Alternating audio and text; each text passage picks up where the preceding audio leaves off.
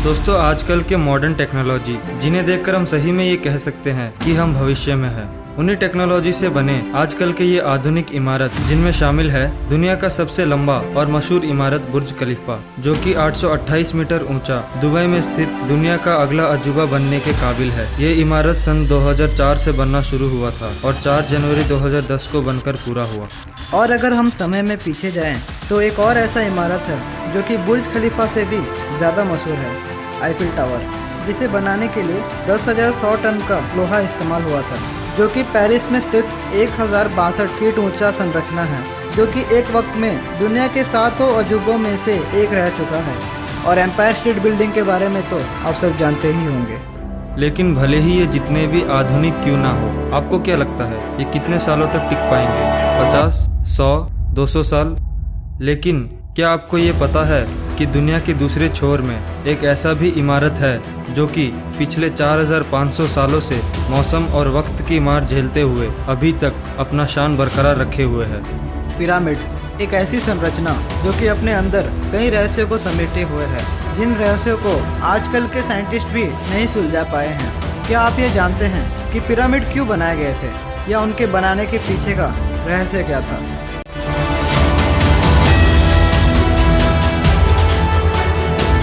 दोस्तों, पिरामिड से जुड़े कई रहस्य हैं जिन्हें आज के वैज्ञानिक समझने की कोशिश कर रहे हैं, और इन्हीं कोशिशों के दौरान कई थ्योरीज का जन्म हुआ। जैसे कि वैज्ञानिकों का मानना है कि प्राचीन मिस्र में मरे हुए लोगों को जलाने की प्रथा नहीं थी। वो मृत शरीर को एक लेप लगाकर कपड़े से ढककर एक ताबूत में रख देते थे, जिसके कारण मृत मनुष्य का शरीर कई सालों तक बिना सड़े सुरक्षित रह सकता था। वो ये सब इसीलिए करते थे क्योंकि वो ये मानते थे कि मृत्यु के बाद भी मनुष्य का जीवन चक्र चलता रहता है, और इसीलिए वो ताबूत में मृत मनुष्य के जीवन से जुड़े कुछ महत्वपूर्ण सामान जैसे कि खाना, कपड़े, गहने और अन्य सामान को भी दफना दिया करते थे। मिस्र के लोग पिरामिड को राजा महाराजा के ताबूत को रखने के लिए इस्तेमाल किया करते थे। अगर ये सब सच है तो आज तक इतने सालों के रिसर्च में कोई ताबूत क्यों नहीं पाया गया पिरामिड में? तो क्या यहाँ हमसे कोई बात छुपाई जा रही है या वैज्ञानिक हमें गुमराह करने की कोशिश कर रहे हैं? क्योंकि इससे ये तो साबित होता है कि पिरामिड्स मकबरे तो नहीं हैं, बल्कि वो कुछ और ही हैं, और उनको बनाने के पीछे कुछ और ही कारण या मकसद हो सकता है। और इस सवाल का जवाब पाने के लिए हमें पिरामिड के कुछ बातों को जानना पड़ेगा। जैसे कि पिरामिड, जो कि 4500 वर्ष पुराने बड़े बड़े चट्टानों के टुकड़ों से बनाए गए थे, वो भी पूरी सटीकता से, जिस समय ना स्केल होता था और ना ही कोई नापने की मशीन, पर फिर भी उस समय के लोगों ने पिरामिड्स को बनाया। दोस्तों, पिरामिड कुछ इस तरह से बनाए गए हैं जो कि आज के साइंटिस्ट को जानने के लिए सालों लग गए। पिरामिड शॉक प्रूफ होते हैं, यानी कि वो धरती से आने वाली भूकंपों की मार को भी झेल सकते हैं, और ये साथ साथ किसी भी वातावरण का सामना कर सकते हैं। और एक चौंकाने वाली बात यह है कि अगर आप पूरी दुनिया का नक्शा लो और अगर आप उस नक्शे का केंद्र निकाल पाए तो आपको ये जानने को मिलेगा कि पिरामिड ठीक उसी केंद्र के ऊपर बनाए गए हैं। ये भी कहा और जांचा गया है कि पिरामिड के भीतर एक नेचुरल एसी है जो कि पूरे पिरामिड में 20 डिग्री सेल्सियस का तापमान हमेशा बनाए रखता है, चाहे वो कोई भी मौसम क्यों ना हो। लेकिन साइंटिस्ट आज तक इसका पता नहीं लगा पाए कि वो अपना तापमान कैसे बनाए रखता है। दोस्तों, फिलहाल वैज्ञानिकों ने ये पता लगाया है कि गीजा के ग्रेट पिरामिड के भीतर 3 कक्ष पाए गए हैं। ऐसा नहीं है कि और कक्ष वहाँ नहीं है, पर फिलहाल 3 कक्ष में से सबसे नीचे वाला कक्ष रानी का है और उससे ऊपर वाला कक्ष राजा का। पर राजा के कक्ष के पास एक और कक्ष है जिसे वैज्ञानिक अभी तक नहीं खोल पाए हैं, क्योंकि उस कक्ष में जाने के लिए एक छोटी सी सुरंग है जिसमें एक इंसान का घुसना नामुमकिन है। पर साइंटिस्ट ने एक ऐसा रोबोट बनाया जो उस सुरंग में जा सके, और उस सुरंग में कुछ ही दूर जाने के बाद रोबोट ने ये देखा कि उसके सामने रास्ता बंद है, लेकिन सामने मौजूद पत्थर में धातु के हैंडल लगे हुए थे। तभी वैज्ञानिकों को ये लग रहा था कि इसके पीछे एक और कक्ष हो सकता है, तो उन्होंने उस पत्थर में एक छोटा सा छेद किया जिसमें से एक छोटे कैमरा को भेजा गया। दोस्तों, इसके बाद जो कुछ भी वैज्ञानिकों ने देखा और अनुभव किया, एक पल को तो उन्हें भी उस पर यकीन ना हुआ। कैमरा और रोबोट पूरी तरह से नए और अच्छी हालत में थे, पर फिर भी होल में घुसने के बाद अचानक कैमरा बंद हो गया और रोबोट में खराबी आ गई।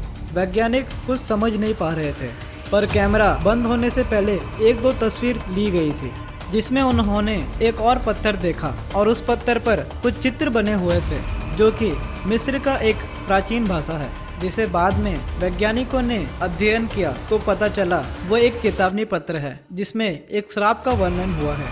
और उस चेतावनी पत्र में ये लिखा हुआ था कि जो भी इस द्वार को खोलने या बेदने की कोशिश करेगा उसको एक भयानक मौत मिलेगी और उसके पूरे पुश्तों का सर्वनाश हो जाएगा।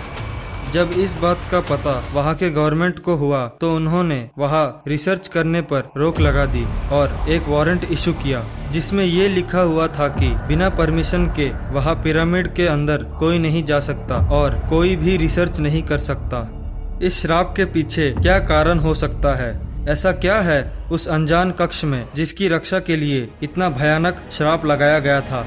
क्या उस कक्ष के पीछे कोई अलौकिक शक्ति है जिससे पूरी दुनिया का सर्वनाश हो सकता है, या बेहद बहुमूल्य खजाना, या तो कोई ऐसी वस्तु जो हम आम इंसानों के लिए नहीं बल्कि इजिप्ट के देवताओं के लिए है? क्या आपने कभी ये सोचा है कि बिना किसी आधुनिक टेक्नोलॉजी के बावजूद प्राचीन मिस्र के लोगों ने पिरामिड कैसे बनाए, और दुनिया में अभी तक के बनाए गए सारे पिरामिड तकरीबन एक ही समय में बनाए गए थे? क्या उनके पास हमसे भी अच्छा और आज के टेक्नोलॉजी से भी ज्यादा आधुनिक टेक्नोलॉजी थी, या फिर उनके पास प्राचीन देवताओं की कोई शक्ति थी? पिरामिड जिन्हें देखकर ऐसा लगता है कि इनके बनाने के पीछे कोई तो वजह है, क्या पता इन्हें उस समय मिस्र के देवता समय यात्रा करने के लिए उपयोग करते होंगे, तभी तो एक ही समय पर दुनिया के हर जगह पर पिरामिड जैसे संरचनाओं का निर्माण हुआ था। क्या आप ये जानते हैं कि पिरामिड जहाँ बने हुए हैं, अगर उनसे एक सीधी लकीर खींची जाए जो कि पृथ्वी के केंद्र से होते हुए दुनिया के दूसरे छोर पर जाए, तो वहाँ क्या है? इसका जवाब है बर्म्यूडा ट्रायंगल। जी हाँ दोस्तों, ये दोनों एक दूसरे के बिल्कुल ऊपर नीचे स्थित है। इसके पीछे का क्या कारण हो सकता है? क्या बर्मुडा ट्रायंगल में हो रहे सारे हादसों का कारण पिरामिड्स ही है? क्या उस समय के लोग वाकई में इतने समझदार थे? क्या उस समय की टेक्नोलॉजी सही मायनों में इतनी उम्दा थी कि आज की टेक्नोलॉजी को भी मात दे सके? या फिर क्या उस समय का विज्ञान इतना आधुनिक था जिसे आज के वैज्ञानिक भी समझ नहीं पा रहे हैं? और क्यों आज के समय इतने टेक्नोलॉजी होते हुए भी पिरामिड जैसे संरचना बनाना नामुमकिन सा लगता है? क्या वाकई में पिरामिड्स को इंसानों ने ही बनाया था, या फिर इनके पीछे किसी और ही सभ्यता का हाथ है? इस सवाल का जवाब भी आएगा, लेकिन उसके लिए आपको इस वीडियो पर कम से कम 200 व्यूज अचीव करने में हमारी मदद करनी होगी।